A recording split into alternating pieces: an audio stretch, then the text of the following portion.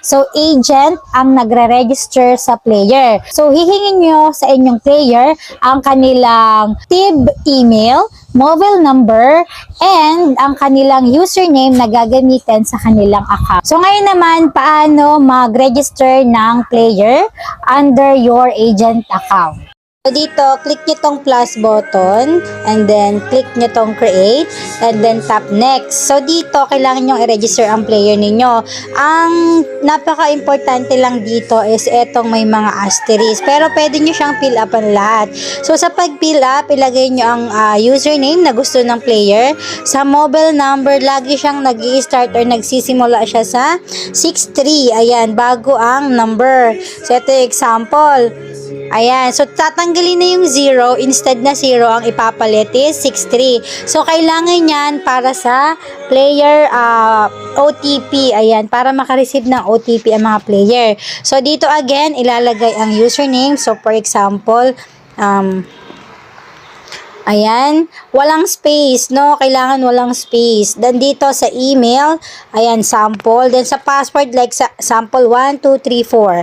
So, 1, 2, 3, 4. And then, kapag nabigay na ang username at password sa player, make sure na mag-change password sila para secured ang account nila, and make sure na sila lang ang nakakaalam ng password nila. And then dito, i-click nyo itong arrow dito and then search nyo lang, PH. Click nyo lang yan, Philippines, and then kahit hindi nyo nalagyan itong date of birth, so optional yan, depende yan sa inyo.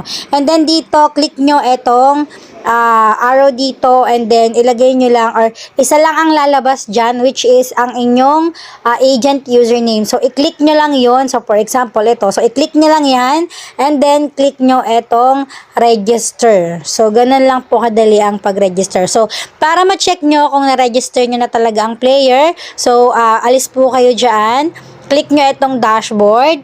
Click nyo itong player and then load data. So, dito nyo po makikita yung mga na-registered nyo na player. So, paalala lang po kapag magre-register kayo ng player, make sure na nag-i-start siya sa 63. So, after nyo silang magawa ng account or ma-register yung account, syempre, ibibigay nyo sa kanila ang kanilang username and temporary password na gagamitin sa pag-login. Syempre, kasama doon ang player link kung saan sila login, ayan. So, dito kapag magla-login sila, so ilalagay lang, bibigay namin ng inyong player link, tapos login kayo. So, para makapag-login or makapasok or makapaglaro kayo, so, dito, kailangan nandito siya sa login. And then, makikita nyo tong